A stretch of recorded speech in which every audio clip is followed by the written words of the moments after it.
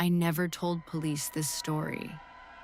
Not because I thought they wouldn't believe me, but because if I told them everything we found that night, they would have started asking questions about why we were there in the first place. This happened in 2008, during my second year of college. Back then, my friends and I were obsessed with exploring abandoned places. Not for ghosts, not for internet videos. We just liked the thrill of going somewhere we weren't supposed to be. Most abandoned buildings are exactly what you would expect. Empty rooms, graffiti, broken glass. But there was one place we found that I still think about almost every day. And I genuinely believe we walked into something we were never supposed to see. There were 4 of us that night. Me, my friend Caleb, my cousin Ethan, and a guy named Drew. Drew was the one who told us about the house. He claimed his uncle used to work for the county and had mentioned an abandoned farmhouse deep in the woods about 40 minutes outside town. According to him, nobody had lived there since the late 1980s after an entire family vanished. Not died. Vanished. Supposedly, police investigated for weeks and never figured out what happened. At first, I thought Drew was making the whole thing up, but then he showed us directions. Around 1 a.m., we drove out there in Caleb's truck. The farther we got from town, the worse the roads became. Eventually, the pavement turned to gravel, then dirt. After another 10 minutes, we reached a narrow road surrounded completely by trees. No houses, no lights, nothing. The woods felt dead. Even Caleb noticed it. Normally at night, you hear bugs or animals somewhere in the distance. But out there, everything was silent. About a mile down the dirt road, we saw the house. At first, it didn't even look real. It sat far back from the road surrounded by dead trees, almost completely swallowed by darkness. The place was massive for a farmhouse, 3 stories tall, with a wraparound porch collapsing on one side. One upstairs window was open. That bothered me immediately, because the rest were boarded shut. Caleb parked near the entrance gate, and for a few seconds, none of us said anything. Then Ethan laughed nervously and said, "This is where people get murdered." Nobody laughed back. We climbed the fence and started walking toward the house. The deeper onto the property we got, the stronger the smell became. Rotting meat, not overpowering, just faint enough that you questioned if you were really smelling it. Drew immediately started regretting bringing us there. He kept saying we should just leave and come back during the day. Caleb ignored him and pushed open the front door. It wasn't locked. That alone should have made us leave. Inside, the house looked frozen in time.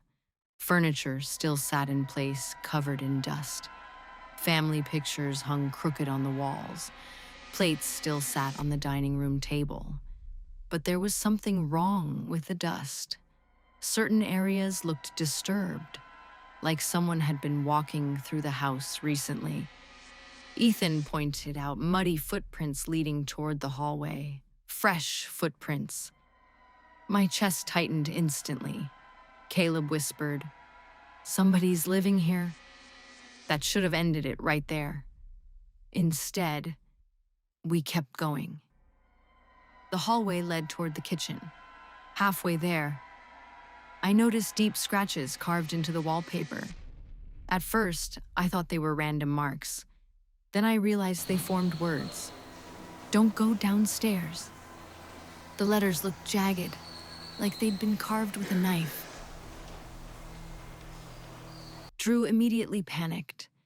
He kept saying this wasn't funny and demanded to know if one of us had done it before coming there.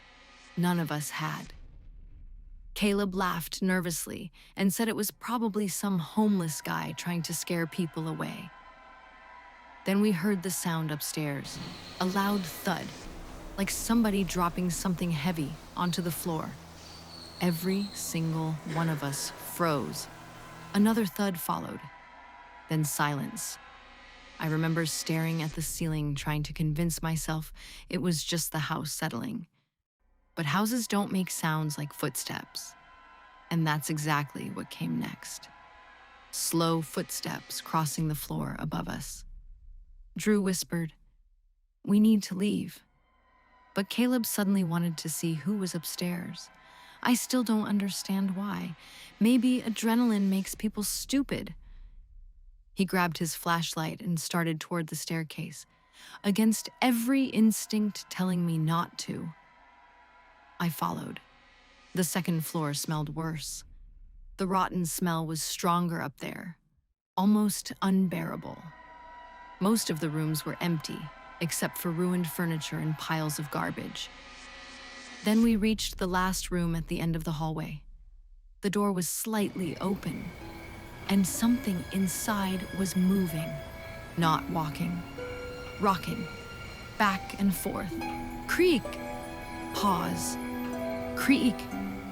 Caleb slowly pushed the door open. Inside the room was a wooden rocking chair facing the corner. Someone was sitting in it. At first, I thought it was a mannequin.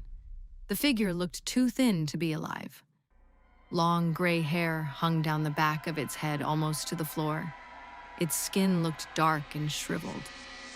The chair continued rocking slowly. None of us spoke. Then the smell hit us fully. I nearly threw up. It smelled like something dead left in the sun for weeks. Ethan whispered, "Oh my God." The rocking stopped instantly. The figure froze. Then, very slowly, the chair began turning toward us. I'll never forget the sound that came out of Drew. Not a scream, more like a choking noise. Because the thing in the chair wasn't fully human anymore. Its face looked partially collapsed inward, like rotting fruit. One eye was completely missing, the other reflected brightly in the flashlight beam. And it was smiling. Not naturally, its mouth stretched too wide. The thing suddenly stood up with a violent jerk, its bones cracked loudly as it moved. Then it spoke. Not clearly, just one sentence. "You shouldn't have come here." We ran instantly. I've never felt fear like that before in my life. Not panic, pure animal terror. As we sprinted down the hallway behind us, we could hear footsteps running too. Fast. Way faster than they should have been. Caleb nearly fell down the stairs trying to escape. We crashed into each other, running through the living room toward the front door. Then Ethan stopped dead. He pointed toward the dining room. At first, I didn't understand what I was looking at. Then my brain processed it. There were people sitting at the dining table, 3 of them, completely motionless.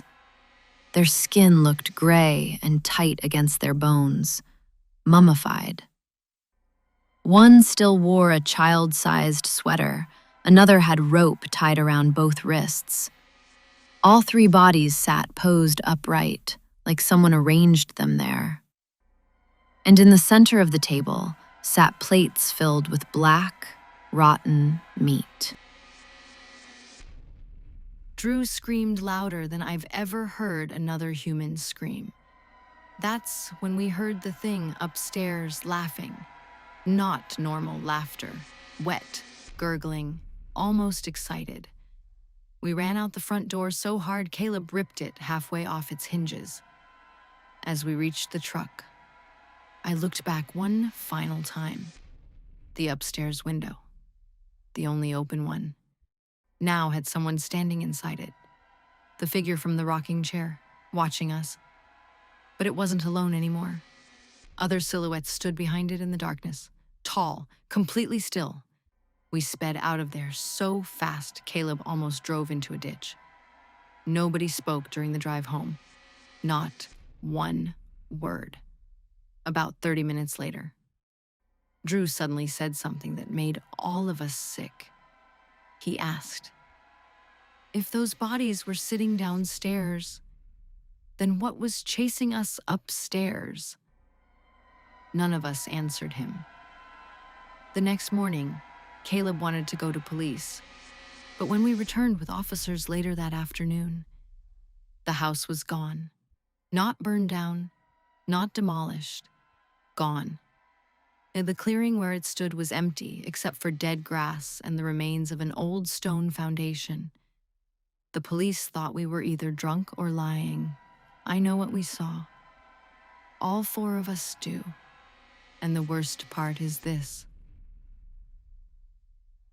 About a year later, Drew mailed me an old newspaper clipping he found at a library archive.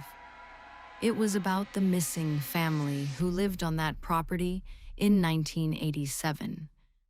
The article included a photo of the mother.